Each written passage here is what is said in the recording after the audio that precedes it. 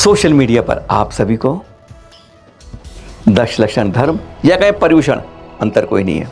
और उसके प्रथम दिन उत्तम क्षमा, हम सबके लिए क्षमा यानी क्रोध पर विजय, क्रोध को कम करना आज के भाव यही थे।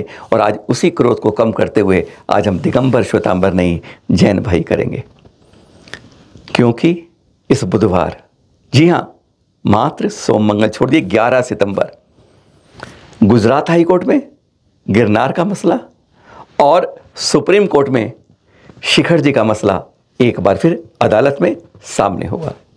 सुप्रीम कोर्ट में दो भाई बंदर बांट के लिए और गिरनार के लिए गुजरात हाई कोर्ट के अंदर जैन भाई के साथ कहते हैं एक विशेष दत्तात्रेय को मानने वाले कुछ वो लोग जो गिरनार पर जबरन आधिपत्य करना चाहते हैं, उनके बीच में सुनवाई होगी। गिरनार में ये हमने जैन धर्म संरक्षण महासंघ के साथ सुधीर जी मिलकर यह केस किया है नया, क्योंकि पुराने में सुनवाई चल रही है, क्यों अवमानना हो रही है, क्यों 2005 के आदेश की पालन नहीं हो रहा है, क्यों यहाँ पर इस तीर्थ पर जैनों को अधिकार नहीं मिल रहा है, जिसकी अब ये सुनवाई 4 को होनी थी, नहीं हो पाई, अब ये 11 सितंबर को होने के लिए सूची में लग गया है। 27 सेकंड का ये गिरनार का 1964 का वीडियो किसी पर्सनल का नहीं है, किसी प्राइवेट का नहीं है, किसी जैन का नहीं है, ये लिखा है गवर्नमेंट ऑफ गुजरात। 1964 गिरनार, क्या था वो? इस 27 सेकंड के क्लिप में दूध का दूध और पानी का पानी स्पष्ट हो जाता है कि यहाँ पर एक आदमी आके बैठ के चरणों के पास आके आलती पालती मार के बैठता है, चरणों को छूता है और 2 घंटे सामने नजर आते हैं, 2 खंबे नजर आते हैं जिन पर कुछ चित्र घेरे हुए हैं और एक कुछ लिखा हुआ है। 1964 गिरनार, गवर्नमेंट ऑफ गुजरात। अब 1 नहीं 2 नहीं 3 बार देखिए, हल्के करके देखिए, आराम से देखिए, कहाँ क्या दिख रहा है, स्पष्ट हो रहा है। दूध का दूध और पानी का पानी इसी चित्रों से हो रहा है। और आज अदालत इसके बारे में कहते हैं यह मंदिर जब, यह तीर्थ जो भी चीज़ थी, जब इस रूप में थी तो ये सालों में बदल कैसे गई, रंग कैसे बदल गया। पहचान लीजिए पहले यहाँ पर क्या है। एक चरण, एक आदमी बैठ के देखता है 2 घंटे, और ये सरकारी वजूद है वीडियो का जो साफ दिखा रहा है कि यहाँ पर इतिहास में क्या था। स्पष्ट रूप से 1964 में गुजरात सरकार का ये वीडियो है।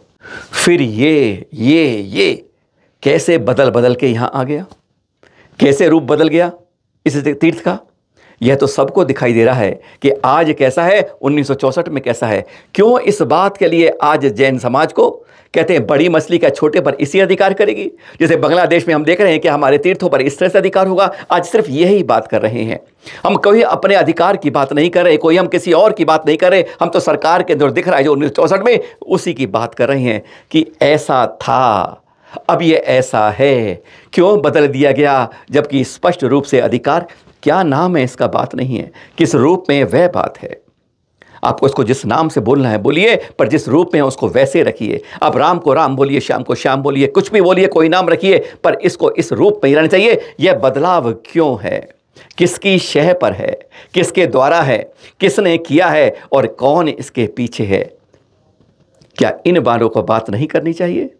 जिस रूप में हो उसे उसी रूप में रखना चाहिए और जिस माने से पूछा है उसी रूप में मानना चाहिए। यह सवाल गिरनार का है। सच में किसका अधिकार है, यह हम नहीं कह रहे, 1964 का सरकार का वीडियो कह रहा है, गुजरात सरकार का, जिससे आज जैन समाज को लड़ना पड़ रहा है अपने सही अधिकार के लिए, कि उस रूप के लिए जो उसमें रखा है वही दिखाने के लिए। और सुप्रीम कोर्ट में इसके लिए लड़ाई हो रही है 2 भाइयों के बीच। कहानी सुन चुके हैं आप कि 2 बंदर जब लड़ते हैं बिल्ली सब कुछ ले जाती है, कहीं ऐसा ही नहीं, इस इबारत में वह छिपी हुई बात दिख जाती है।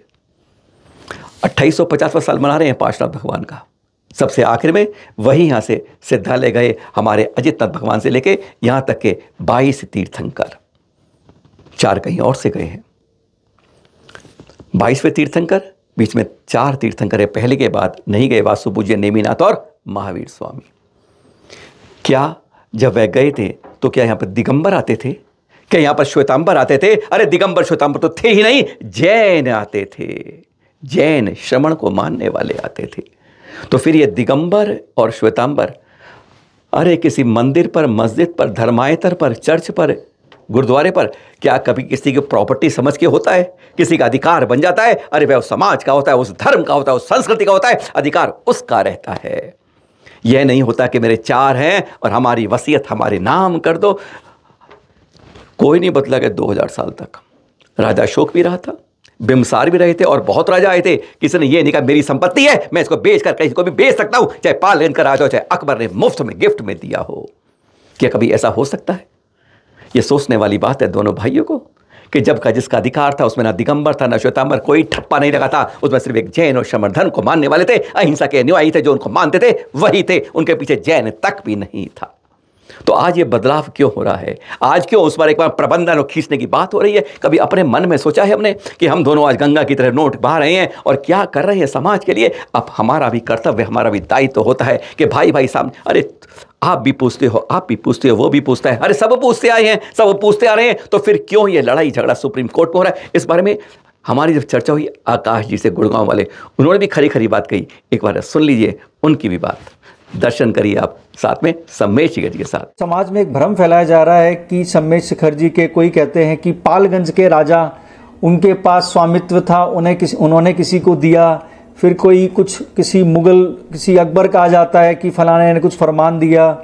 अब भाई राजा पालगंज के पास कि चलो ठीक है, कोई तथ्य उनके पास, कुछ उनके पास साक्ष्य थे, वो अभी हमारे पास अवेलेबल है, क्योंकि ये अभी हाल के 300, 200, 400 वर्ष पहले की बात है।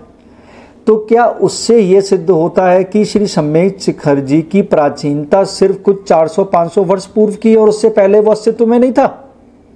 जबकि पातशाह भगवान 2850वें या 2800 प्लस ईयर्स उनके मोक्ष के हो चुके हैं और वो हिस्टोरिकल फिगर हैं, माइथोलॉजिकल फिगर नहीं है। तो उसके बाद ये समाज में, ये जैन समाज या भारतीय समाज में एक भ्रम फैलाया जा रहा है, जिसके ऊपर मैं कहीं पर अपने भाव स्पष्ट रखना चाहता था। हम जाएं मुनि सुव्रतनाथ भगवान, शांतिनाथ भगवान, विमलनाथ भगवान, अनंत आदित्यनाथ भगवान मैंने बताया ही है, श्रेयांशनाथ भगवान, ये सब यहाँ से मोक्ष गए हैं।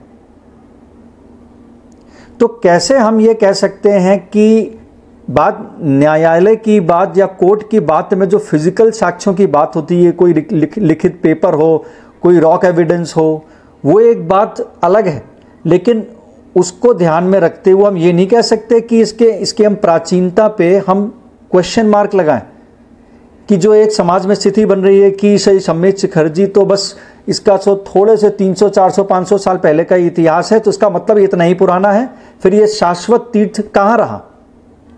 संपूर्ण जैन समाज इसको शाश्वत तीर्थ क्षेत्र मानता है, तो उस पर तो क्वेश्चन मार्क लग रहा है, जबकि ये है नहीं। जब पारस हिल्स बोला जा रहा है, पातशाह भगवान अंतिम तीर्थंकर वहां से मोक्ष गए और वो 2850 वर्ष पहले के हैं, तो ये बताइए कैसे होता है कि इसकी हिस्टोरिसिटी को हम सिर्फ 300, 400, 500 वर्ष पहले की लाकर हम खड़ा कर रहे हैं और समाज में ये लोगों को बताया जा रहा है भिन्न, ये अलग अलग माध्यम से। बस इससे पहले तो जैसे सम्मेश शिखर जी कभी अस्तित्व में था ही नहीं। बस आज यही कह रहे हैं आपसे, उत्तम क्षमा के दिन क्रोध को एकदम शून्य करके, मिलाप की बात करके दिल दिल मिल जाए।